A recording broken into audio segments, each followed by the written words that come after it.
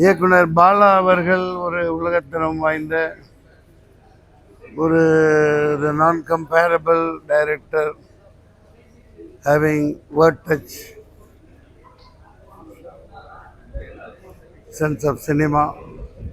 ஒரு கொரியன், ஒரு அமெரிக்கன், பல வெளிநாட்டு படங்கள் கூட போட்டி போடுகிற அளவுக்கு ஒரு, அதாவது இந்த ஜாதி, மதம், இனம், நாடு இதுகளுக்கெல்லாம் அப்பாற்பட்டு மக்களுடைய வாழ்வியலை சரியாக படம் பிடித்த ஒரு இயக்குனராக நான் பார்த்துக்கிட்டு இருக்கேன்.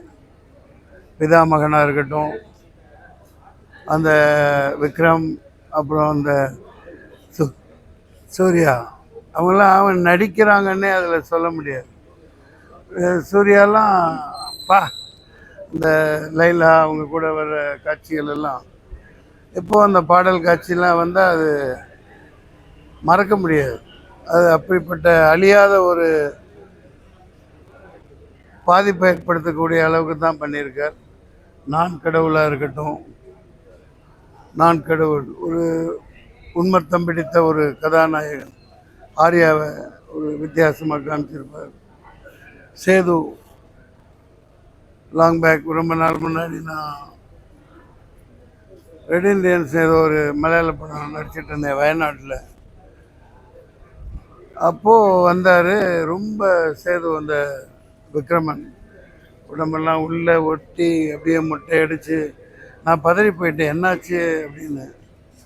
அப்புறம் தான் சொன்னார், இந்த பாலா படம் ஒன்று சேது ஒன்று நடிக்கிறேன் அப்படின்னு. அது எவ்வளோ பாதிப்பை ஏற்படுத்துச்சுன்னு உங்களுக்கு தெரியும். அவர் இன்னும் நிறைய போக வேண்டியிருக்கு, அவர் பண்ண வேண்டியிருக்கு. ஒரு சிறந்த ஒரு இயக்குனர்னு சொல்ல முடியாது. அதாவது அந்த வட்டத்துக்குள்ளேயெல்லாம் அவரை அடிக்க முடியாது. அவர் ஹாலிவுட்டெல்லாம் மிஞ்சுற அளவுக்கான படங்கள் இனிமேல் எடுப்பார்னு நம்பிக்கை இருக்குது. இந்த வணங்கானின் வாழ்த்துக்கள், வெற்றி பெற வாழ்த்துக்கள். நன்றி.